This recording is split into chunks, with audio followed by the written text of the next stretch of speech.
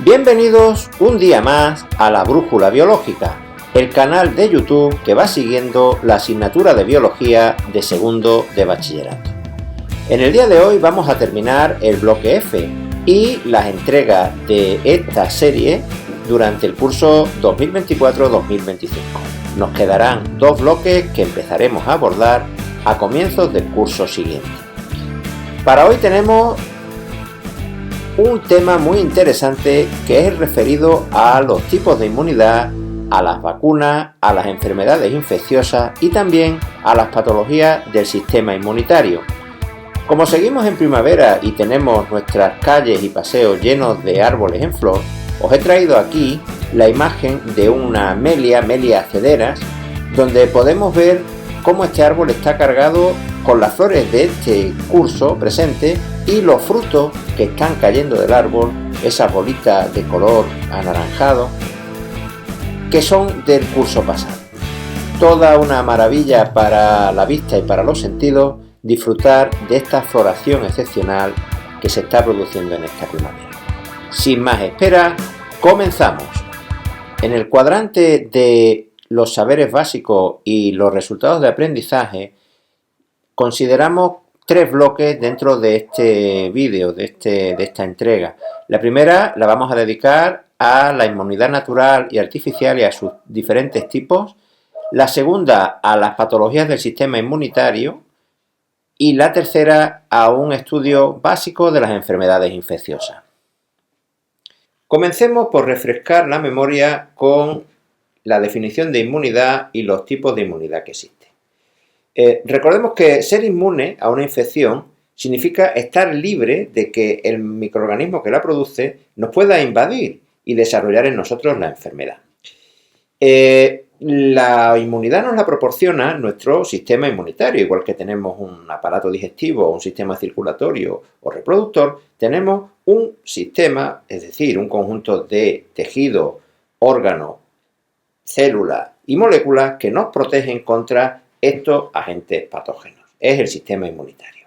Lo podemos dividir en un sistema inmunitario innato y otro que vamos adquiriendo a lo largo de nuestra vida. El primero, el sistema inmunitario innato, es inespecífico, es decir, actúa contra cualquier agente infeccioso de la misma manera, no genera memoria y está protagonizado por mecanismos como la inflamación o el sistema del complemento, con la actuación de los fagocitos como protagonista. El sistema inmunitario adaptativo es específico, genera memoria y en él actúan los linfocitos y mecanismos como la inmunidad humoral y la inmunidad celular. Y sobre todo, el sistema inmunitario es capaz de distinguir lo propio de lo extraño, es decir, sabe cuáles son nuestras células a las que debe respetar y no atacar y cuáles son los microorganismos invasores a los que debe eliminar. En cuanto a los tipos de inmunidad, la inmunidad puede ser natural, pues como resultado de procesos propios de la naturaleza, y aquí encontramos un mecanismo como es padecer la enfermedad. Bueno, pues si nosotros, todos lo sabemos, padecemos, por ejemplo, el sarampión, ya en el futuro no volveremos a padecer esta enfermedad. No ocurre con todas, por ejemplo, la gripe la pasamos todos los años, o la podemos pasar todos los años, porque realmente el agente patógeno que produce la gripe no es el mismo un año que otro, sino que la mutación que tienen estos virus hace que sean completamente distintos los de una estación a los de otra. Pero en general, muchas enfermedades tienen microorganismos que cambian muy poco, entonces una vez que se pasa la enfermedad ya no se vuelve a pasar. Esta inmunidad es activa porque el organismo, cuando pasa la enfermedad, desarrolla los linfocitos concretos que eliminan a la misma. Y entonces, cuando llega por segunda vez, recordemos el gráfico de la respuesta inmunitaria primaria y secundaria, pues ya la cantidad de inmunoglobulinas que se producen es mucho más grande durante mucho más tiempo, con mucha más intensidad y más rápido. Después tenemos la inmunidad natural, pero con el paso de anticuerpos a través de la placenta y durante la lactancia. Lo que ocurre con los embarazos y con ese periodo posterior de lactancia. En este caso, los bebés no generan linfocitos propios, sino que se aprovechan de los anticuerpos que produce la madre y que van tanto en la leche como por la sangre de la madre hasta la placenta. Entonces, lo que pasa son los anticuerpos. Esos anticuerpos sirven para combatir enfermedades que ya ha pasado la madre, pero no sirven para que el propio organismo pueda generar sus defensas. Entonces, es una inmunidad natural, resultado de procesos de la naturaleza, pero pasiva porque no genera memoria. Por otra parte, tenemos la inmunidad artificial. Esta pues tiene que ver con la aplicación de ciertas técnicas médicas. Encontramos aquí la vacunación, que todos pues, más o menos sabemos lo que es, pues porque estamos vacunados contra muchas cosas. La vacunación ha sido un mecanismo de defensa y de salud pública que ha hecho posible el crecimiento de la población humana en los últimos tiempos. Es un método preventivo, no es un método curativo, sino que con la vacunación lo que se busca es que el organismo esté preparado para una posible infección de un patógeno y es de carácter activa, porque igual que cuando se padece la enfermedad, con la vacunación se generan linfocitos propios que tienen memoria y que si viene en una segunda ocasión ese microorganismo, pues seremos capaces de atacarlo con la inmunidad humoral y con la inmunidad celular. Aquí hay que decir que tenemos diferentes tipos de vacunas, desde aquellas que nos meten el propio microorganismo atenuado, medio muerto, vamos a decir, para que genere la acción inmunitaria pero no la enfermedad, hasta trozos de este microorganismo o de sus toxinas para que se generen los anticuerpos específicos contra ellos. Por otra parte, la sueroterapia, el suero, es un método curativo. En este no se produce memoria inmunológica porque lo que se pasa o lo que se inyecta a esa persona que tiene la enfermedad son anticuerpos de otro organismo, normalmente de la misma especie. Para diferenciar la vacunación de la sueroterapia, podemos poner el ejemplo de la inyección del tétano y de la vacuna del tétano. La inyección del tétano es sueroterapia. Cuando nos cortamos con un hierro oxidado, por ejemplo, ya no vamos a prevenir la enfermedad, lo que vamos a hacer es intentar curarla. Entonces nos meten suero de una persona que ha producido sus anticuerpos, sus linfocitos con memoria contra esa enfermedad, y si en una ocasión posterior nos volvemos a cortar, habrá que volver a inyectar ese suero con anticuerpos, porque no tendremos nuestras propias defensas. En cambio, con la vacuna del tétano, lo que hacemos es, antes de cortarnos, previendo que podemos tener este problema en el futuro, nos inyectan la toxina de esta bacteria para que produzcamos nuestra propia respuesta inmunológica, es decir, nuestros linfocitos que van a dar los anticuerpos para combatir esa enfermedad en el futuro, y los linfocitos con memoria que estarán preparados para esa respuesta inmunitaria secundaria.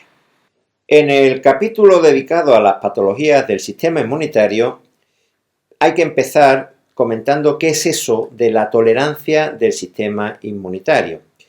Bueno, es lo que hemos dicho antes, es la capacidad que tiene el organismo de distinguir lo propio de lo extraño. Esto se adquiere durante el desarrollo fetal por un complejo proceso que se llama selección clonal, que se desarrolla en la médula ósea y en el timo, y que tiene que ver con eso que conocíamos en el vídeo anterior, que era el complejo mayor de histocompatibilidad. Es decir, esa especie de carnet de identidad, de tarjetas de identidad que tienen nuestras células, que las hace reconocibles para el sistema inmunitario que tenemos. Y cuando llega algo que tiene un carnet de identidad diferente, hace que se desencadene la respuesta inmune. Hay tres grandes grupos de enfermedades del sistema inmunitario. Por una parte tenemos las inmunodeficiencias. Bueno, en este caso el sistema inmunitario tiene un exceso de tolerancia. Es decir, no actúa contra antígenos externos de microorganismos que intentan desarrollarse en nuestro cuerpo. Se da, por decirlo de alguna manera, una respuesta inmunitaria escasa. Después tenemos la autoinmunidad, que sería un poco lo contrario. En este caso hay un déficit de tolerancia, porque el sistema inmunitario actúa contra antígenos que son propios del organismo, contra las células que tenemos, contra nuestros propios tejidos. Es una respuesta excesiva. Y en tercer lugar tenemos la hipersensibilidad. En este caso, el sistema inmunitario reacciona de forma exagerada o inadecuada ante elementos externos que no son peligrosos, que no son patógenos, pero los reconoce como tales, los reconoce como enemigos y entonces se produce una reacción desmesurada que puede tener consecuencias a veces muy graves en el equilibrio general del organismo. Son lo que conocemos como fenómenos alérgicos. Vayamos con cada uno de ellos detalladamente. En el caso de la inmunodeficiencia, bueno, pues hay una falta de respuesta inmunitaria, como hemos dicho. Tenemos una infección y el organismo no termina de reaccionar adecuadamente contra ella, por lo que estamos muy expuestos a que ese organismo, o esos organismos en general, proliferen dentro de nuestro cuerpo y acaben con nuestra vida. Se tolera la presencia de antígenos extraños, de microorganismos que tratan de invadirnos y con eso pues se nos va debilitando poco a poco porque nos cuesta mucho trabajo superar las enfermedades, es decir, las consecuencias de esa infección. ¿Por qué existen las inmunodeficiencias? Bueno, pues puede ser por alteraciones genéticas, problemas que vienen heredados. Pueden estar desencadenadas por infecciones víricas o bacterianas, como es el caso del SIDA, o también porque algún órgano linfoide esté con una falta de desarrollo o haya enfermado también y no haga su función con los linfocitos. Pueden ser, por tanto, inmunodeficiencias congénitas, estas que se heredan, o adquiridas. En el caso de las congénitas, pueden afectar tanto a los linfocitos T como a los B, es decir, a la inmunidad celular o a la inmunidad humoral. Es difícil de combatir este tipo de enfermedades. A todos se nos viene a la cabeza el caso de los niños burbuja, ¿no? Estos pacientes pequeños que hay que aislarlos en una habitación, que no pueden recibir visitas de nadie y que están siempre fuera de la exposición a microorganismos, ¿no? Entonces, el aislamiento es un mecanismo terapéutico en este caso, los antibióticos, a veces la inmunoglobulina G, puede hacerse el trasplante de médula, incluso ahora pues se está aplicando o se está investigando mucho la terapia génica, es decir, modificar esos genes que producen esta inmunidad congénita. En el caso de la inmunodeficiencia adquirida, bueno, pues se pueden deber, como hemos dicho, a infecciones, a malnutrición, a determinados tipos de cáncer que pueden desencadenar este problema. Y aquí destacamos la infección del VIH que provoca el SIDA. Sabemos que el virus del SIDA se transmite a través de la sangre o de los fluidos sexuales y que lo que provoca en el organismo es una debilitación progresiva de cierto tipo de linfocitos que llevan al sistema inmunitario a ser muy poco eficaz contra infecciones que normalmente superamos con mucha facilidad. En el caso de la autoinmunidad, hay que tener en cuenta que es un tipo de enfermedades en las cuales se atacan a los tejidos del propio organismo. Es una destrucción progresiva del propio cuerpo, porque no se diferencia lo propio de lo extraño, es decir, se ha perdido por completo esa tolerancia inmunológica que hemos descrito hace un momento. Ejemplos de enfermedades autoinmunes son la esclerosis múltiple, la artritis reumatoide y la diabetes mellitus tipo 1. Son todas ellas enfermedades que no tienen cura y sobre las que se actúa en sus síntomas para que sean menos dañinos, así como en evitar la evolución rápida de estas enfermedades. Se está investigando mucho las causas de estas enfermedades, ¿no? Tenemos, por ejemplo, causas genéticas, genes que están asociados con enfermedades autoinmunes. Causas endocrinas, los cambios hormonales afectan mucho al sistema inmunitario. Cambios ambientales, infecciones, toxinas, sustancias químicas, eso que llamamos el mimetismo molecular, ¿no? Es decir, moléculas de nuestro cuerpo que se parecen a determinadas moléculas que sí que son infecciosas, que sí que son moléculas contra las que el sistema inmunitario debe actuar. Entonces, actúa contra ellas y al mismo tiempo también actúa contra las del propio cuerpo. Y después, aspectos como el estrés crónico, que puede desencadenar una liberación anómala de hormonas como el cortisol o algún tipo de secreción de citocinas de las que hemos estudiado en el vídeo anterior, que afectan al funcionamiento del sistema inmunitario. Por destacar una de estas enfermedades, me referiré a la esclerosis múltiple. En este caso, los linfocitos T y los linfocitos B a dirigir su actuación no contra un microorganismo externo, sino contra la vaina de mielina de nuestras propias neuronas, con lo que se va debilitando la transmisión del impulso nervioso a lo largo de los años y pues tiene diferentes sintomatologías, ¿no? Hay esclerosis múltiples que comienzan por problemas de movimiento. Si las neuronas que se atacan son neuronas motoras correspondientes al sistema esquelético, o por ejemplo, pues puede tener sintomatología en los sentidos, en la visión, en el oído, en el olfato, porque puede afectar a neuronas que son responsables de este tipo de sensaciones.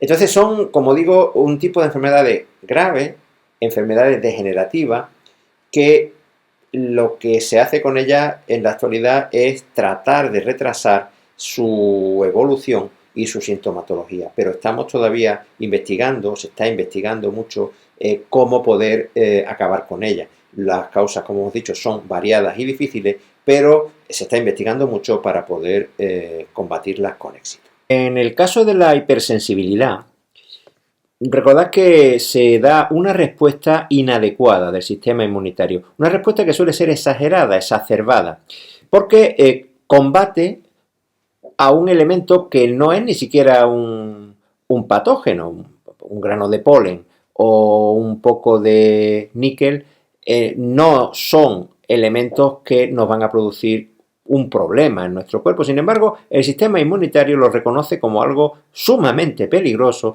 y lo combate con los mecanismos que tiene a su alcance. Lo que ocurre es que esta respuesta exagerada de la hipersensibilidad puede causar daños en el organismo, puede causar hasta la muerte. Pensemos, por ejemplo, en estas personas que con una picadura de abeja pueden entrar en un shock anafiláctico y morir al poco tiempo, si no se ponen las medidas adecuadas, ¿no? Es decir, hablamos de cosas muy serias. Hay diferentes tipos de reacciones de hipersensibilidad. Nos vamos a referir a la primera de ellas, que es la reacción alérgica. Esta se va a desarrollar en 3 fases diferentes. En un primer contacto, lo que llamamos la fase de sensibilización, los alérgenos, que son los antígenos, por ejemplo los que pueda tener un grano de polen determinado, son captados por los fagocitos. Los fagocitos lo van a presentar, se van a constituir en células presentadoras de antígenos, lo van a presentar a los linfocitos T colaboradores. Recordad que los linfocitos T colaboradores eran los que movían toda la respuesta inmune. Entonces estos van a activar a los linfocitos B, los linfocitos B van a transformarse en células plasmáticas y estas van a segregar anticuerpos del tipo inmunoglobulina E a saco. Esto es importante. En el caso de la alergia, la inmunoglobulina no es ni la M ni la G que estudiábamos en el vídeo anterior, sino es este tipo particular, inmunoglobulina E. ¿Y qué hacen estas inmunoglobulinas E? Pues se van a colocar como receptores en las membranas de los basófilos y de los mastocitos. ¿Y quiénes son los mastocitos? Bueno, pues los mastocitos son una célula del sistema inmunitario que se encuentran en los diferentes tejidos del organismo y que van a tener un papel relevante en la respuesta inmunitaria y en este caso en la respuesta a los alérgenos. Estos mastocitos, hasta este momento de la fase de sensibilización, no tenían estos anticuerpos, esta inmunoglobulina en su membrana, pero con un primer contacto ya los tienen. ¿Y qué ocurre en la segunda fase de la reacción alérgica? Pues que cuando los alérgenos llegan por segunda vez, ese grano de polen entra en nuestro cuerpo por segunda vez, ya se va a unir específicamente a estos receptores, a estas inmunoglobulinas G que están en los mastocitos y en los basófilos. Y en ese caso se activan estas células y se producen enormes cantidades de mediadores químicos, de lo que conocíamos como linfocinas, la histamina, la serotonina, la prostaglandina. Y da lugar a la tercera fase del proceso alérgico, que es propiamente la fase de alergia. Los linfocitos se ponen en marcha y dan lugar a los diferentes mecanismos propios de la alergia, como son los estornudos, la inflamación de los párpados, el asma, las náuseas, vómito, espasmo y se puede llegar a lo que hemos comentado hace un momento, el shock anafiláctico. Hay diferentes tipos de alérgenos. De todos es conocido el caso del polen, ¿no? Cuántas personas hay alérgicas al polen del olivo, al polen de las gramíneas, diferentes tipos de pólenes de plantas, ¿no? Pero también, por ejemplo, los ácaros que están en el polvo doméstico pueden ser alérgenos. Determinadas sustancias químicas, algunas de ellas presentes en medicinas, en fármacos, en frutos secos, en mariscos, en los huevos incluso, o el propio níquel puede ser un alérgeno que tiene diferentes consecuencias sobre las personas alérgicas. El problema de la alergia puede tener diferentes manifestaciones y tener síntomas con una gravedad muy variada y muy variable, porque en unas personas se puede presentar con mayor gravedad que en otras, pero en la misma persona esa gravedad puede ir variando con el tiempo. Normalmente se va intensificando esta sintomatología si no ponemos algún tipo de remedio. Hay que recordar que en el primer contacto no hay reacción alérgica, solo hay sensibilización, y que es en los contactos posteriores cuando los mastocitos de los tejidos que ya tienen la inmunoglobulina G de ese alérgeno en su membrana se pueden unir a él y desencadenar esta hipersensibilidad. Para evitarlo, lo que se suele recetar son antihistamínicos, que son un tipo de medicamento que bloquean el funcionamiento de la histamina. Recordemos que los mastocitos van a segregar grandes cantidades de histamina que van a producir el proceso inflamatorio, van a producir, por ejemplo, una mayor permeabilidad de los capilares. Entonces se va a bloquear ese efecto para conseguir que no se produzca la inflamación y todo lo que ello conlleva. También se van a poder utilizar vacunas. Lo que se trata con ellas es de desensibilizar al alérgeno, suministrándole altas cantidades de inmunoglobulina G para que se produzca, para evitar que se ponga en contacto ese alérgeno con la inmunoglobulina E y se activen los mastocitos, es decir, es quitar de la circulación a los alérgenos. En cuanto a los trasplantes de órganos, pues, bueno, primero hay que definir qué es un trasplante, ¿no? El trasplante es una medida terapéutica de carácter quirúrgico, es decir, es una operación donde se va a introducir un órgano sano procedente de un individuo distinto, de un donante, a un individuo que tiene ese órgano enfermo, a un receptor. Ese órgano ha dejado de funcionar bien, las medicinas ya no tienen mucho efecto terapéutico y se opta por proceder a esa introducción de un órgano diferente. Tenemos varios tipos de trasplantes. Puede ser el autotrasplante, cuando el donante y el receptor es la misma persona. Eso, por ejemplo, ocurre con los trasplantes de piel de una zona del cuerpo a otra, ¿no? Después están los isotrasplantes, cuando el donante y el receptor son idénticos genéticamente. Esto es muy difícil. Las únicas personas que son idénticas genéticamente entre sí son los gemelos univitelinos, no los mellizos, los gemelos.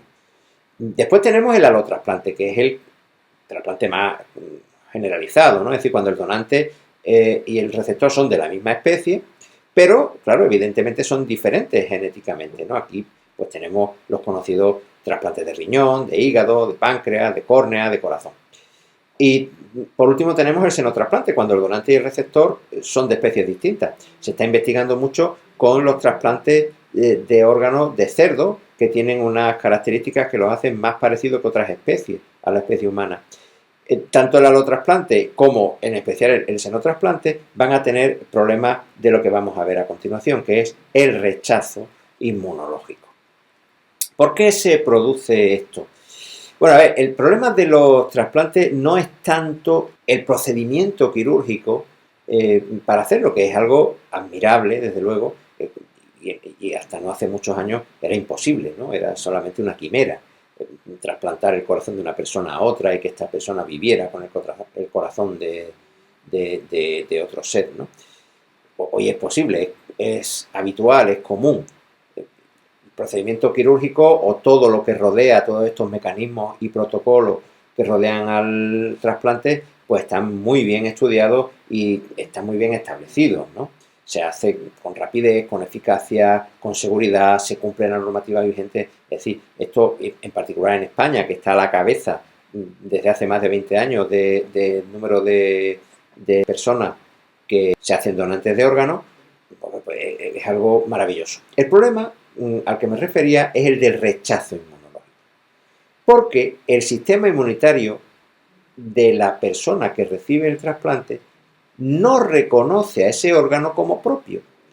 Y no lo reconoce porque el complejo mayor de histocompatibilidad, el MHC del donante, no corresponde con el del receptor. Entonces es como si los fagocitos, las células presentadoras de antígenos, detectan un número de carnet de identidad diferente del propio y empiezan a poner problemas. Poner problemas en este caso es desencadenar tanto la respuesta inmunitaria humoral como la respuesta inmunitaria celular. Es decir, activa los linfocitos T citotóxicos, los linfocitos T colaboradores, los linfocitos B, los linfocitos NK y todo ese conjunto de macrófagos y fagocitos que tiene la respuesta inmune.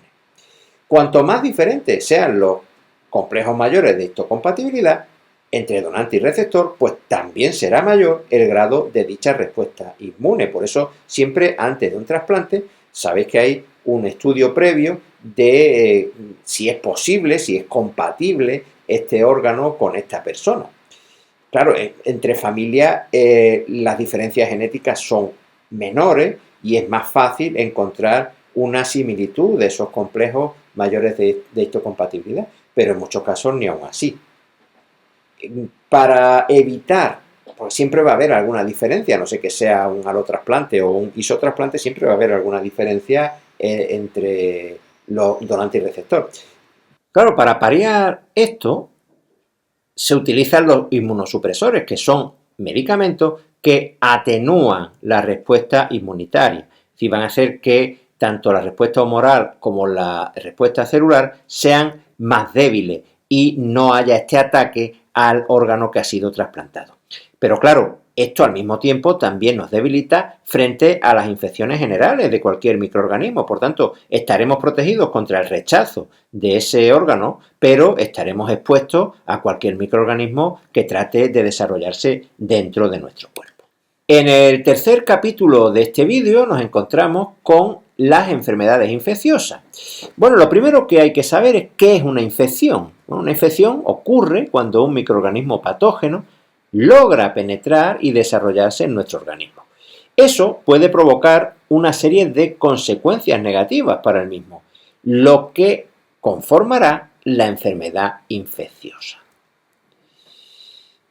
Si la enfermedad infecciosa puede pasar de unos individuos a otros con facilidad, hablamos de enfermedad contagiosa, es decir, eso va a depender de la vía de transmisión de ese microorganismo y de la eficaz que sea esa transmisión.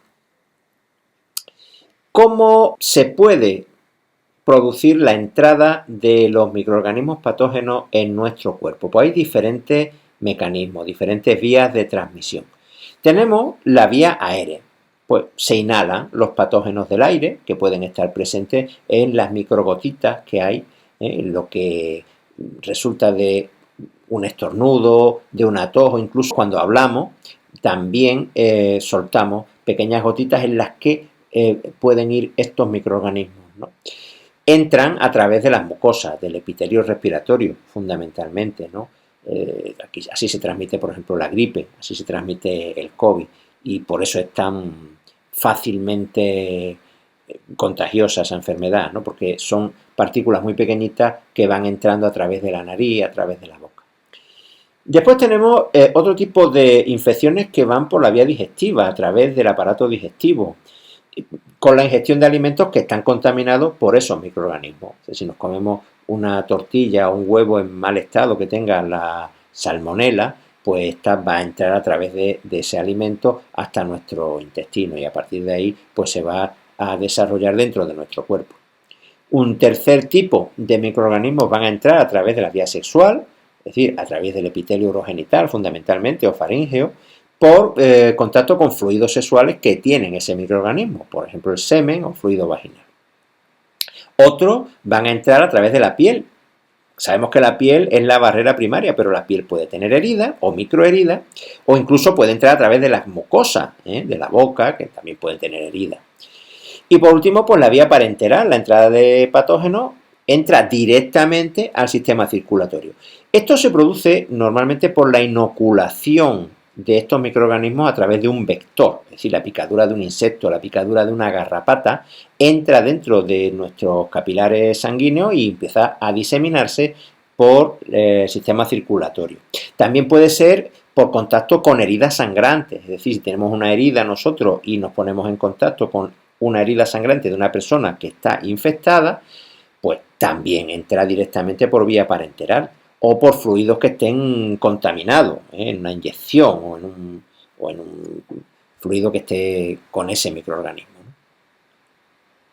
La enfermedad infecciosa se va a desarrollar en varias fases. Vamos a tener la fase de incubación, la fase aguda y la fase de convalecencia. Son 3 fases. La incubación es el tiempo que transcurre entre la entrada del patógeno y la aparición de los síntomas. Esto es variable. Puede ser de unos días, un par de semanas o incluso años. En el caso del COVID, por ejemplo, ¿no? Puede ser un tiempo alto hasta que se tienen los primeros síntomas. Durante este momento se desarrollan los procesos de la respuesta innata, es decir, pues va a actuar las barreras primarias y las barreras secundarias fundamentalmente. Puede ocurrir que el patógeno ya se pueda contagiar a otras personas incluso sin tener los síntomas de la enfermedad. Recordemos el caso del COVID, cuando nos decían con razón que una persona podía no tener ningún síntoma de COVID y transmitirlo. Es decir, ya tenemos suficiente carga viral en los primeros momentos para que nosotros seamos transmisores de la enfermedad, aunque nosotros no tengamos síntomas. Bien, como hemos dicho, se ponen en marcha los mecanismos de la respuesta innata para combatir el agente infeccioso. En la fase aguda ya sí se manifiestan los síntomas de la enfermedad y el organismo puede sufrir determinados daños, dependiendo de la capacidad que tenga dicho organismo, por ejemplo, de producir toxinas o de replicarse dentro de nuestro cuerpo. En este momento la capacidad de contagio es mayor todavía, porque tenemos a un microorganismo que se está replicando muchísimo dentro de nuestro cuerpo. Pero al mismo tiempo se intensifica la respuesta inmunitaria, se pone en marcha ya la respuesta inmunitaria adaptativa. Se empiezan a buscar los linfocitos concretos que van a atacar a este patógeno. Hay como una guerra armamentística en la que el microorganismo trata de desarrollarse, de reproducirse a mucha velocidad, y nuestro sistema inmunitario trata de eliminarlo pues con toda esa batería de linfocitos T y B que produce su sistema inmunitario. Como resultado de esta guerra, pues normalmente el organismo sale triunfante. En la mayor parte de las infecciones las dominamos finalmente y bueno, pues los síntomas disminuyen, se reparan los tejidos afectados y el organismo se recupera de la infección. En este momento se mantiene cierta capacidad de contagio todavía del microorganismo, pero ya en menor medida que las anteriores, porque ya hay menos carga de patógeno dentro de nuestro cuerpo. Y la respuesta inmune adaptativa sigue funcionando hasta que termina de eliminar a estos microorganismos, produciendo linfocitos con memoria, para que en una posible vuelta del patógeno lo que se produzca no sea la respuesta inmunitaria primaria, sino la secundaria. y con ello pues se haga una eliminación mucho más rápida y eficaz del patógeno. En cuanto al tratamiento de las enfermedades infecciosas, pues va a depender del tipo de patógeno que cause la enfermedad, lógicamente. Si hablamos de antibióticos, bueno, pues los antibióticos solo se utilizan para eliminar bacterias, no para los resfriados comunes que tenemos, que son víricos. Bueno, hay muchos tipos de antibióticos dependiendo de la naturaleza química de los mismos, de si atacan a la pared celular, si lo que hacen es dificultar la formación de las proteínas, de los ribosomas, en fin, hay una variedad enorme. Lo que sí hay que saber de los antibióticos es que su uso tiene que ser responsable, porque si se hace un uso inadecuado, excesivo, inapropiado de los mismos, pueden desarrollarse cepas bacterianas resistentes, es decir, bacterias a las que ese antibiótico ya no le haga nada, con lo cual pueda desarrollarse en un organismo con toda tranquilidad. Y esto para el futuro de las enfermedades infecciosas de carácter bacteriano es un problema. Recordemos que hasta no hace muchas décadas las infecciones bacterianas, muchas de ellas eran mortales y gracias a los antibióticos se han podido limitar bastante, se han podido eliminar muchas de ellas. Entonces hay que hacer un uso adecuado, siempre con prescripción facultativa y respetando las dosis y tiempos que el médico nos va determinando. Si son virus los que causan la infección, pues se utilizan los antivirales. Esto es muy complicado, los antivirales no son o no están tan desarrollados todavía como los antibióticos, porque los virus tienen unas características que los hacen mucho más difíciles de ser atacados. Para empezar, un virus no es algo que esté vivo. Entonces, bueno, se ha avanzado mucho en esta línea de medicamentos, pero todavía no tiene esa capacidad. Las infecciones víricas normalmente se van a solucionar con nuestro sistema inmunitario sin las ayudas externas.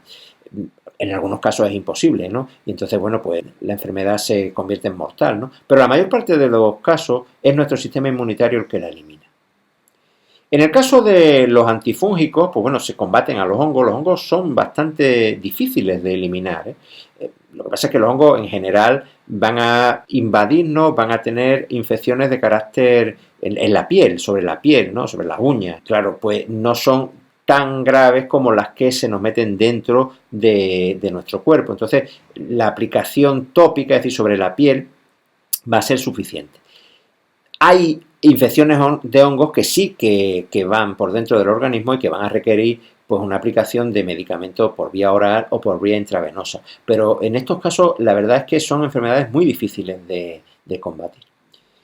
Y por último, pues los antiparasitarios, cuando lo que tenemos son protozoos, pues del tipo de la malaria, del Plasmodium vivax o de la enfermedad del sueño, la que transmite la mosca CC, Trypanosoma, por ejemplo, ¿no? Entonces, contra esto hay antiparasitarios. Son también muy difíciles de combatir y no siempre tenemos la solución. Es decir, para la malaria todavía no tenemos una medicación que sea verdaderamente eficaz y las que se utilizan pues tienen unos efectos secundarios bastante intensos. Bien, llegamos al final de este vídeo dedicado a la inmunología, a la inmunidad. Y llegamos al final también de las entregas de esta serie de biología de segundo de bachillerato de este curso. Nos quedan dos bloques, el bloque dedicado al metabolismo y el dedicado a la biotecnología. Como hemos dicho, comenzaremos a principios, si Dios quiere, del curso que viene.